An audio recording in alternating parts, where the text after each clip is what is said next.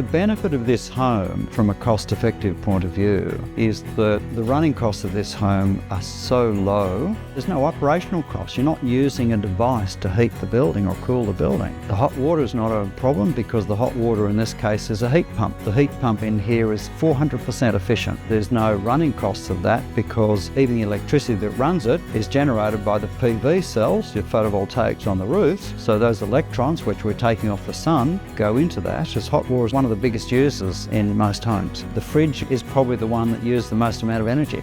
But again, because of the PV cells, the fridge uses the tiniest amount. So you don't have that operational cost.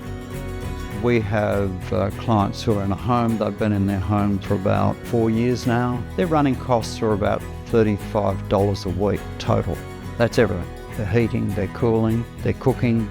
That's the bit for me, is like what people pay in coffee a week could run their house with a home like this.